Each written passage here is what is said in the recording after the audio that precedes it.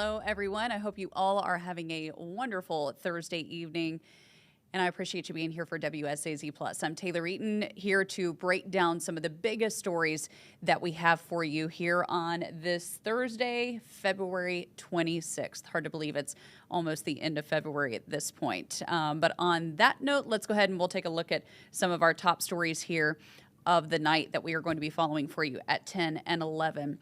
First this evening, a murder arrest in Clay County, West Virginia. This man arrested after a shooting in Clay County, according to West Virginia State Police. They say this man, Richard Grad, is charged with first-degree murder.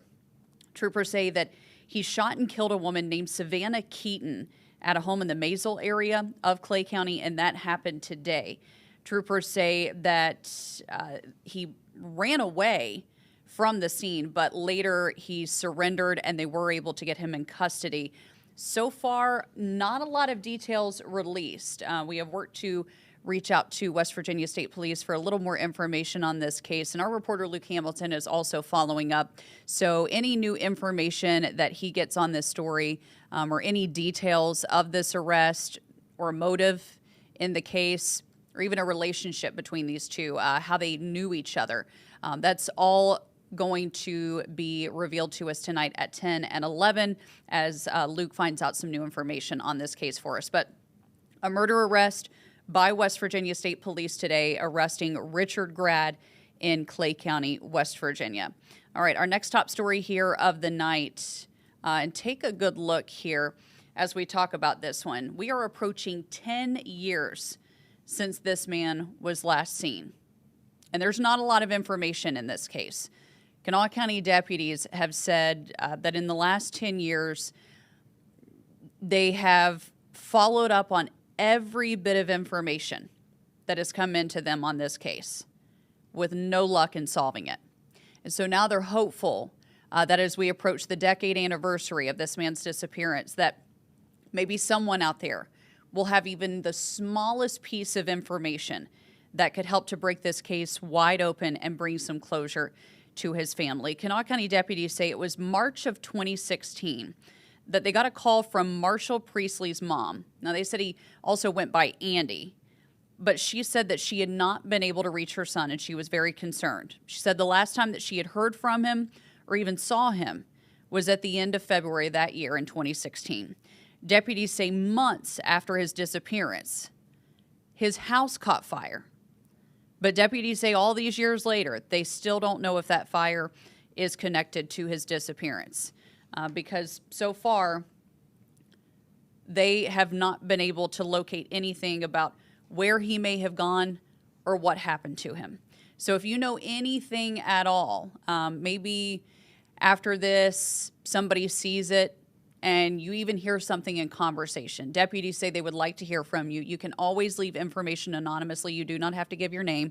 They're just hopeful that by bringing up the conversation again about this case, that maybe there is someone out there that knows something that could help them to find out what happened to this man and to bring some closure to his family all these years later.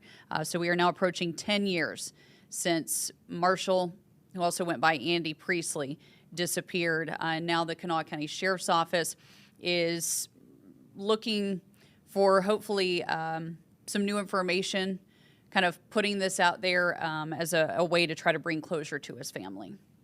All right, next tonight, an update on a deadly crash that happened early today on a stretch of road in Putnam County. 2 people killed in this crash on Route 35, and the circumstances of this one are heartbreaking to hear. One of the families involved, according to the Putnam County Sheriff, on their way to a vacation in Florida when this happened. It was along Route 35 early this morning. It was 6 o'clock that the sheriff says 2 cars collided right at the intersection of 35 and Plantation Road. The Putnam County Sheriff says that both cars had plates from Ohio, and he said that one of them was heading south, actually heading to Florida for a trip.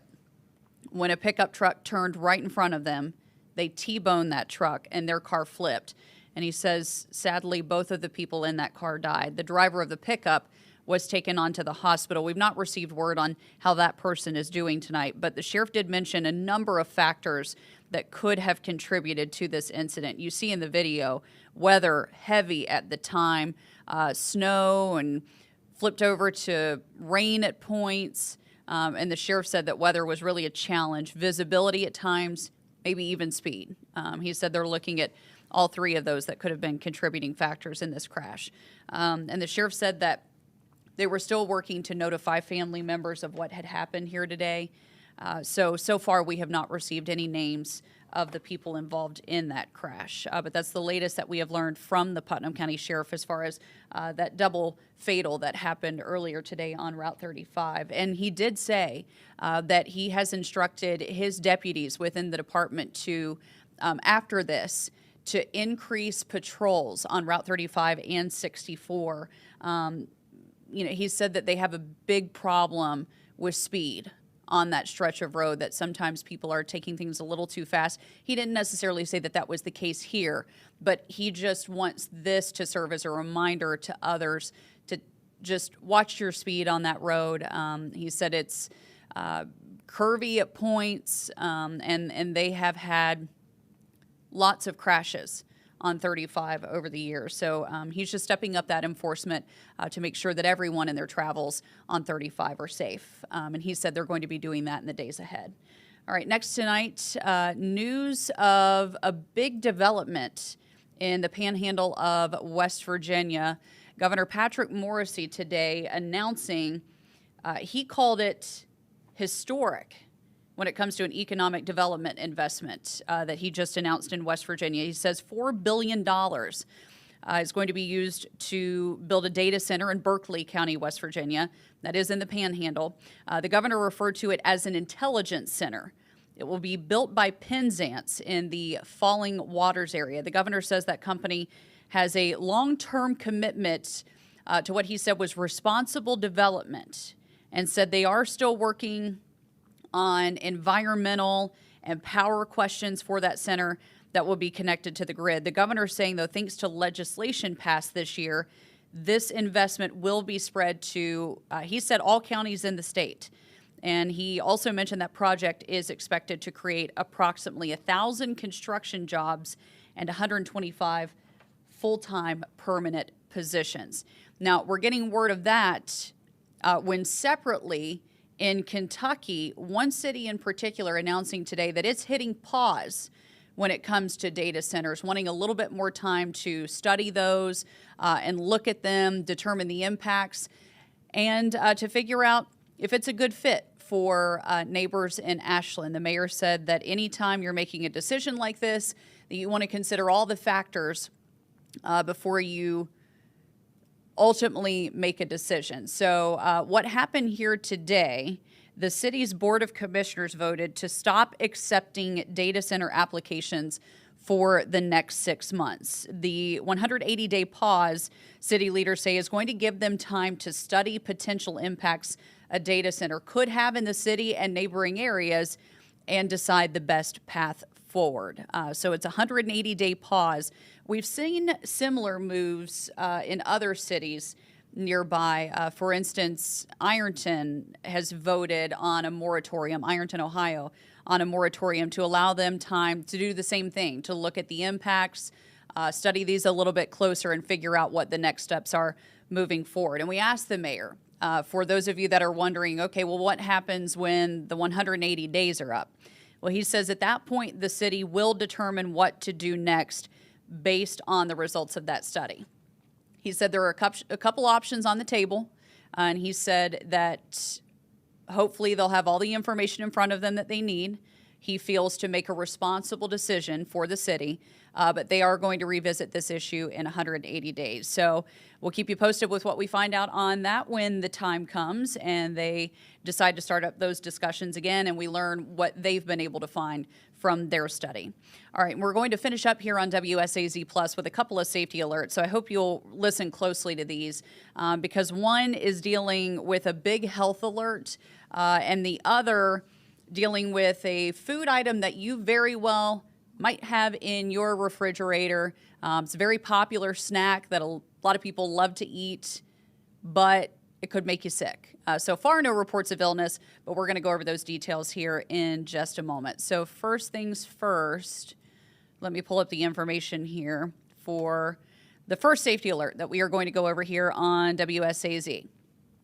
So I turned it red because this one's very important here. Safety alert for you, travelers. A lot of us use this hub. I'm talking about John Glenn International Airport in Columbus, Ohio. A lot of us use this hub in order to travel. Well, you need to pay attention, specifically if you travel through the airport on the day that you see here and during the times that you see here, because the Ohio Department of Health says if you, in fact, traveled through the airport during those times on February 18th, that you very well may have been exposed to measles. So they're saying it was between 6 and 9 o'clock in the evening. The Department of Health saying if you have been vaccinated, you have a low risk of getting sick. So now is the time. If you have traveled through the airport, if you're looking at this and you're saying, oh, our family went through the airport at that time, and I'm not sure on my vaccination status, this is a good time for you to reach out, maybe call your doctor, go over your vaccination status, and then decide on those next steps forward. If you're unsure, it's best to just go ahead and call them, get in touch with them, let them know what's happened, and monitor for symptoms. And I'll go over those here in just a moment. But if you have been vaccinated, health officials say you have a very low risk of getting sick. The state health department recommends those who were at the airport during this day or during the times on this day, if you are not vaccinated, they say that you need to be very careful and watch for any signs and symptoms, and they are wanting you to watch for those from now until March 11th. So you want to keep an eye out for things like a rash, high fever, runny nose, cough, loss of appetite, and red, watery eyes. If you start to develop any of those symptoms, immediately get in touch with your doctor to determine what to do next. But health officials are saying this is not meant to scare anyone. This is just meant to inform you if you, in fact, traveled through the airport between 6 and 9 in the evening on February 18th, that you very well may have been exposed to measles, and to monitor for symptoms if you have not been vaccinated. And finally, here on WSAZ Plus tonight, our next safety alert. And this is exactly what I want you to check your refrigerators for, because you very well may have bought this recently. 3 types of cottage cheese sold under Walmart's Great Value brand being recalled in 24 states, and that includes Kentucky. It's because they say the cottage cheese may have not been pasteurized properly. The Food and Drug Administration saying the manufacturer discovered the issue, then voluntarily issued this recall. The products were sold between February 17th and February 20th. So if you went to the store during that time frame and you bought any of this, here's what you need to do. Return them to the store. They'll get you a full refund, but don't eat the product. All right? So if you're watching and you've bought one of the 3 that you see pictured here, they're in your refrigerator, and you haven't opened it, don't open it, don't eat it, just take it back to the store, they'll get you a refund. So far, according to the FDA, though, no reports of anyone being sick nor anyone being hospitalized connected to this recall. They said they're doing this out of an abundance of caution. It's a voluntary recall. So just go ahead and make sure you're checking the fridge. And if you have this, just go ahead and toss it out. You don't want to eat it and run that risk of getting sick. So there you have it. That's a look at some of our big headlines here at WSAZ of the night on this Thursday. We've got a lot more for you coming up at 10 and 11 as always. I hope you will join us there.